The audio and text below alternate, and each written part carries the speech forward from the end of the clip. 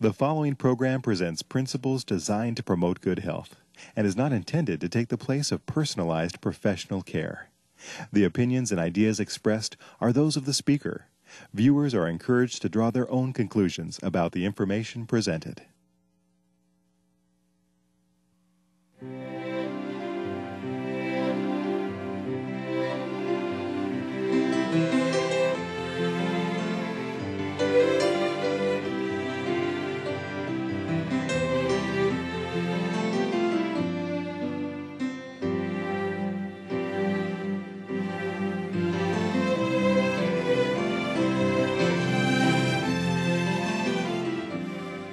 Hello and welcome to Health for a Lifetime. I'm your host, Don Mackintosh. We're glad you've joined us today for our program.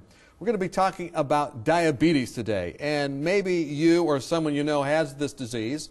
If they do, they'd want to tune in, maybe give them a call right now. We're going to be talking with Dr. George Guthrie about diabetes. Dr. Guthrie is a physician at the Lifestyle Center of America in Oklahoma, and he's been there for a number of years. Before that, he practiced in family practice for about 14 years. He's also been a university professor, talking about public health and nutrition type things in his teaching, and we're glad to have him with us. Welcome, Dr. Guthrie. Thank you, Don. Today we're going to be talking about a disease I guess is impacting millions of Americans and has been escalating in this country and around the world, diabetes. What is diabetes and what causes it? Boy, that's a good question. You know, we get confused if we talk about diabetes as one disease. There's actually several different, we call them kinds of diabetes, and in some ways they're actually opposite diseases. Why don't we focus today on type 1 diabetes? Great. I mean, we haven't done a program exclusively focusing on that, so I know it'll be really appreciated. What is type 1 diabetes? To explain what type 1 diabetes is, let's first talk about what normal physiology is. Stop to think about the way we're created. Food is put into the mouth, chewed, goes down the esophagus into the stomach, kind of mixed up a bit with enzymes. Digestion begins. Food then goes into the small intestine and is absorbed into blood vessels. Some of those blood vessels actually go to a small organ behind the stomach called the pancreas. There in the pancreas, cells called beta cells, and I'll end up referring them to that again later, so might as well lay it right up front. Beta cells whose job it is to respond to the energy coming in and say, there is energy coming. The hormone that goes out is called insulin. It goes to the cells of the body, throughout the body, and they, listening for the hormone, then open up and say, I guess it's time for the energy to come in because the hormone has sent the message. I sometimes call this hormone the Paul Revere hormone because it's sending out a message. And Paul Revere was that guy that said the British are coming? That's right, but insulin is saying the energy is coming. Okay. And so the insulin goes out and just lets everybody know there's help on the way. There's energy coming, and they open up according to their particular need. Now, if we want to look at type 1 diabetes, there's a problem with this process. Sometime an infection comes into the body, usually a viral infection, ends up attacking the pancreas. The beta cells, the one that make the insulin. The Paul Reveres. No. These are the horse. cells that the cells that actually make the Paul Revere hormone. Okay. And make them sick. The body recognizes that there's an illness there and comes out to fight it. Instead of just fighting the infection, there's some confusion that takes place in the immune system, and the body begins to fight the beta cells and eventually kills them. Okay, so it's actually fighting itself, and it kills the very things that are needed to produce insulin. So there's no insulin, so the cells out at the periphery don't get the message. There's in essence a block. Okay. So is it possible that it's not true then? I've heard many times people say that sometimes you're just born with type 1 diabetes. That's not true then? We understand type 1 diabetes as being in the category of autoimmune disease. Now, at least when it starts. Okay. Where the body gets confused about what it should fight and shouldn't fight, and actually turns around and fights itself. So when a baby is born, it's not born with type 1 diabetes then? I've never seen one. I've never really heard of one. So, but sometimes people get this very, very young, and you're saying it's caused by an infection. Let's say the only thing the baby has been drinking is milk. Mm-hmm. Could someone get type 1 diabetes from its mother's milk? There has been an association noted between cow's milk and diabetes type 1. But I don't know that we could say it's actually the cause of the disease. Mm-hmm.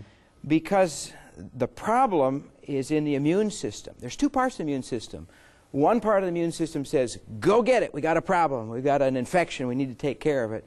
The other part says, wait a minute, hold on, we don't want to fight quite so hard on that. And if there's an imbalance in that immune system, so the go get it gets too strong and overcomes the no, you better not do it, we have the immune system then fighting self. So it could be just an overactive, it's a good thing. I mean, immune system's a good thing, right? Right. But it's just maybe overactive at this point and does almost too good a job, so to speak. So you brought up the question of milk. Right. If a protein of some kind, such as milk, gets into the body's immune system and begins to confuse the immune system. The immune system is a little bit weak. Sometimes there's an association of proteins or something, and it may weaken the immune system enough so the body is likely to get confused. And I think that's probably the connection between the two, although I don't know that it's nailed down for sure. So, I mean, this is kind of maybe off the subject, and you can tell me if it is, but if someone is in a family that is subject to, say, allergies or responses to this, do they have to be a little more careful, would you say? You bring up a very good point. While diabetes type 1 is not a hereditary disease, the weakness of the immune system may be a hereditary thing. And it's true. We see families that are more likely to have autoimmune disease where the immune system gets confused and starts to fight itself. Things like diabetes type 1 or rheumatoid arthritis or lupus. These are diseases where the immune system is confused. And yes, they tend to run in families. So you just have to be maybe more cautious if that's been running in your family, that type of thing. Yes, that's fair. That's the short answer. But I'm not sure that you can always control it. Sometimes things happen we have no control over, and these things just happen. Okay, so there may be genetic involvement, but do the best that you can. Right. Would it be fair to say that the best to do is to breastfeed your child if you can? We know that people who are breastfed for at least 1 year of life have fewer allergies. It tends to strengthen the immune system if just breast milk is used. People are more likely to have allergies and problems with the immune system if they are fed foods other than breast milk before 6 months of age, and some might say 12 months. What is the big deal about getting diabetes anyway? I mean, what does it do to your body? Good question. We've got this whole issue of the disease. Insulin, the Paul Revere hormone, is necessary to tell the cells the energy is coming so they can open up and let that energy in. If that's not there, the cells don't get the energy. If they don't get the energy, in essence, they die. We call, another name for this type 1 diabetes is insulin-dependent diabetes. And it's insulin-dependent because if people don't have insulin, they will die generally within a few days to a week. Is the insulin used in the body? Is the brain different than the body in that sense? Oh, okay. There are some tissues in the body that don't need insulin to take the sugar in. The brain is one of those. So that's why you say they die over a number of weeks or months or whatever. Well, it's actually days to weeks. Days to weeks. It's a shorter period of time because the muscle cells are not getting the energy, and death ensues in relatively short order. So it's a dangerous thing. Does it cause any other problems in the body, or is there something else we need to know about it before we even talk about that? If it is untreated, death comes quickly. Now, maybe another question to ask before we actually talk about the problems that diabetes causes in the body is, what's the best way to treat it? And I've lectured on this to kids in the 5th and 6th grade. Explain the process, and you simply ask the question, well, what's the best way to treat it? I'm the patient, you're the doctor, we say to the 6th graders. How do you treat it? Well, it's obvious, you give insulin. Okay. And that's in general what we do. A person doesn't have insulin, we give a little bit of insulin, the cells say, I need that stuff, they open up, and the energy goes in and we've solved the problem. Now, it gets complicated getting the insulin there at just the right time. You have an interesting graphic about insulin resistance and kind of how all this works. Let's look at that and explain what we see here. Okay. Well, you can see the food coming into the stomach and kind of mixing up by a circuitous route. It goes to the blood, and then it's trying to go to hungry cells. So without the insulin, of course, it won't go into the cells. And so we have cells, and there's a word on the bottom of the screen there that says insulin sensitivity. These cells will respond quickly to insulin. People with other kinds of diabetes often take large doses of insulin to get the cells to take the insulin. But in type 1 diabetes, generally, just a small amount of insulin is needed. Okay, so the insulin, what was that called? Insulin sensitivity is heightened with someone that has diabetes type 1 because they simply don't have any insulin around. When they have it, they say, hey, they're here, Paul Revere's here, or whatever. Yeah, open up, let me in. And that's because they can get the nutriment they need, I guess, in the cell. That's why they're so excited. The energy can go in. Now, you and I assume you don't have diabetes. I don't have diabetes. We would generally make about 30 units of insulin a day. A type 1 diabetic, when they are treated for their diabetes, really shouldn't need a large dose of insulin. It should be somewhere in the range of 20 to 30 units a day because the cells of the body are very sensitive. And so that's the treatment then. I mean, once you've had that autoimmune system that's knocked out your pancreas, so to speak, then the only treatment is insulin, and that's why they have to get these shots and whatnot. And you're saying it needs to be just a small dose. Anything else you need to tell us about insulin? It can be given in different routes. There's a lot of things about the medicine and the science of insulin. What we used initially was an insulin that lasted about 3 hours, called regular insulin. And if it lasts that long, a diabetic, type 1 diabetic, would take this with their meal or just before their meal. That would help bring the energy out of the blood, put it into the cells, and then one would expect that insulin to wear out after about 3 hours. So that's generally what we've used. We've also had a longer-acting insulin, a variety of insulins. Insulins that last 6 to 8 hours, for example, the NPH, and that would allow you to take a shot in the morning, and it would be covering your noon meal because it generally lasts that long. So there's a variety of different insulins. The treatment for type 1 diabetes is in essence to give the insulin. So, I mean, when was insulin invented in the sense, I mean, it's always been there, but when did they get it so you could actually inject it? How long has that been around? You're right, the Creator designed it. Right. And to not have it is kind of, well, an enemy has done this, I think Scripture says, and it's a disease process. It's not the way it's supposed to be at all. We finally discovered insulin in about 1922, 23, somewhere along in there, and began to use it at that time to help bring the blood sugars down. And they've just been perfecting or further sophisticating right. that. Now let me ask you this. It would appear to me that if the Creator designed the body to be very responsive to whatever the needs are, you know, as they come, that just when you need insulin, it's there. When you don't need it, it's not there.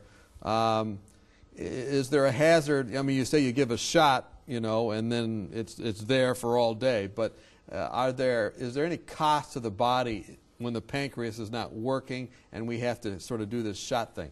Yeah, we as human beings just don't do as well as the Creator does. When He designed the pancreas to work, it was responsive.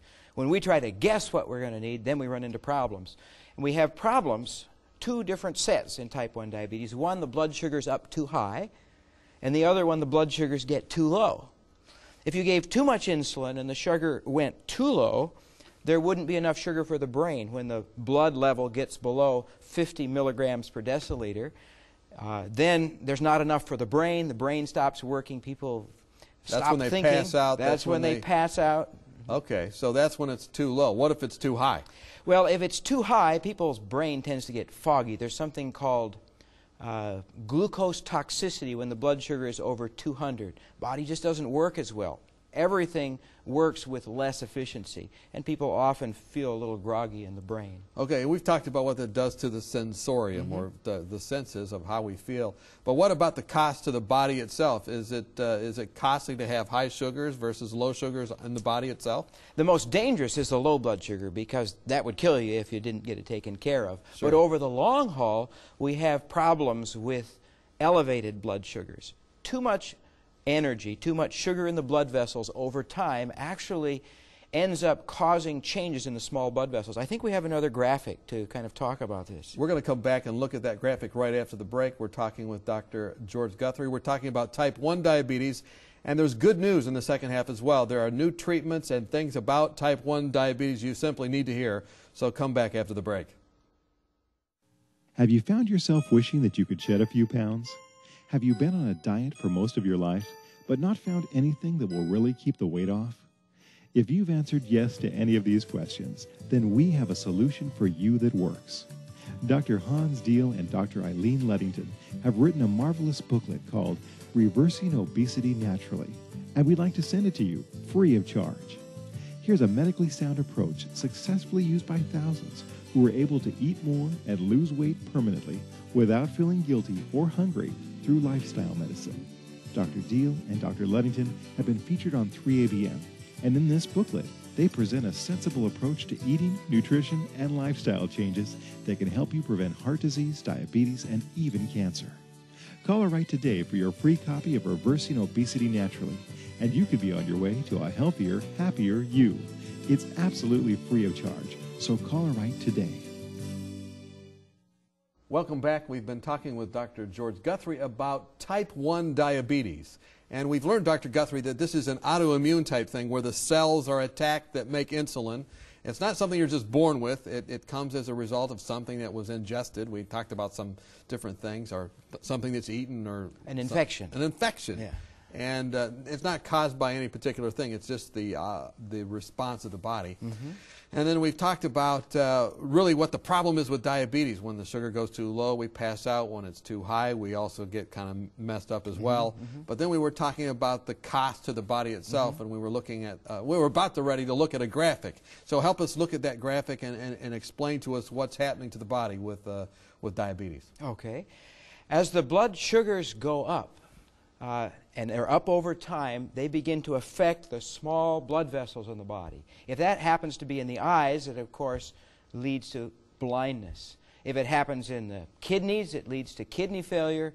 If it happens in the nerves, it leads to neuropathy. That's that burning, numbness, pain that comes in the nerves. And of course, if it bothers the small blood vessels in the legs, one might get an infection. Your body wouldn't be able to fight it. That infection, you've probably heard of gangrene, leads to amputation. So the potential problems from not keeping those blood sugars under control are rather serious. Now, you've said that the only treatment for type 1, at least at this point, or for many years, was just having insulin. And you said there's even some more new insulins that are, you were going to tell me something about them. Our goal in treating type 1 diabetes is to try to get the blood sugars as close to normal as possible. Mm-hmm. We know now from some rather large scientific studies that if we do that, we can minimize those complications, maybe even make them go away, certainly put off the problems for years. And so that's led us to try to develop new insulins, new ways of giving the insulin that more closely reflect our physiology. We end up having a very rapid acting insulin now that lasts just like 45 minutes or so. You can take it about the time you eat. The way you and I function, our pancreas, when we eat, the insulin comes out, the energy gets put away, and the insulin goes away. And then it can be mirrored with these new injections. So if you decide to have some kind of very simple carbohydrate, I don't want to pick on any kind of food. Okay. If you, or some kind of candy bar or something, you say, okay, I need my shot. You can do that now. You can actually cover that for over a short period of time. Another problem we have is actually having a low-grade insulin in the background to keep the liver from pouring out sugar, because insulin lets the liver know that energy is around, so you don't need to make any more. If the insulin gets low, the liver starts to pour it out. And in order to meet that need, we have an insulin that lasts a long time, 36 hours. And so if we have a little bit of that in the background, and then we have the real short acting on top of each meal, it's much easier now to actually fashion the insulin dosage after what normal physiology is. Do you have many people come through your Wellspring Diabetes program that are type 1 diabetics? Not very many. Lifestyle is not a real good, well, it doesn't cure, it doesn't reverse type 1 diabetes. You see, there's a problem with a dead pancreas. But those people that do come through and move to our way of treating type 2 diabetes, that is a plant-based diet, we find that the blood sugars don't shoot up and down as much, and they're easier to control. Certainly it's not curative. So it's kind of easier on the system. Much easier on the system. Okay. Well, you know, you were sharing with me as we talked about this that there actually is some new research and there's new things that have been done that really give hope to type 1 diabetics. You talked about an Edmund approach and a Rossini approach, or whatever. What are these? Okay. There is an Edmund protocol, actually comes out of Canada, looking at ways to transplant new beta cells into the pancreas. You see, if a type 1 diabetic's pancreas has all the beta cells dead, is there a way we can put new ones in? And in essence, there is a protocol by which the body can actually accept those. Unfortunately, it still takes the anti-rejection drugs, which can be pretty strong and don't always leave a high quality of life, but that is encouraging. So that's the Edmund approach. They actually open you up then and put those cells in, or do they? What do they? No, it can actually go in. It's my understanding. I've never done it. With a catheter, these stem cells, kind of motivated to be beta cells, are put into the, and they can set up shop really anywhere. Is that right? So they actually put them right in there, and then they have to have the problem. The downside, though, is those those drugs to suppress the immune system. That's right. Which was the thing that caused the problem to begin with, right? Right. So it's depressed immune system, bit of a challenge. You can get infections. You can have all kinds of problems with that. Okay, well, then what about, what was the other guy's name? His Rossini? Dr. Rossini, yes, from the University of Massachusetts. Presented in 2003 to the American Diabetic Association, a lecture which I was privileged to hear. I'm excited about it because he's come up with a method which works in mice. We haven't got it to humans yet. But a method to actually allow the transplant of these beta cells without needing the immune suppressant drugs later on. And he's doing this in mice? He's doing this in mice. In essence, preparing the body ahead of time. You see, when a new protein from outside the body comes in, the immune system comes out and looks at it and says, "Does this belong? Is this us or is this not?" What's its last name? Yeah, right. Yeah, I mean, does it have the right uniform on? Does it have the right uniform on? And the response is actually decided by these macrophages who grab onto this protein. What are they called? Macrophages. Oh, I thought you said Mackintoshes. No, macrophages. Okay. Macrophages look at this protein and then look at it and say, well, I'm going to present this to the immune system. And they hand it over to another immune system cell, which then will create a response to reject the protein that has come in. Well, what Dr. Rossini has done is, in essence, developed an antibody against a couple of the connections. You know, when the rockets dock, they come together. Well, when the immune system comes together, there's some docking ports. So he blocks those, and then actually gives a transfusion of some blood from the donating animal, which has cells in it that say, hey, that's okay. And as they has a chance to build up, they start telling the immune system, you don't have to fight that. It's okay. One of us. It's one of us. And then the connection between the two is actually blocked for the month or two around the infusion of the beta cells. And I'm excited because it's working. And I suspect that within the next 5 years or so, we'll probably be seeing it in human beings as well. Wow. So let me see if I understand this, because you said quite a bit right there. Let's go back to it again. Okay. So the Rossini approach is to kind of like when I'm just listening. I'm trying to be the person that's listening to us today. Good. What happens is he wants to put those cells back in the pancreas so they can make insulin Sure. again. But the problem with doing that is the body always attacks them and kills them. Right.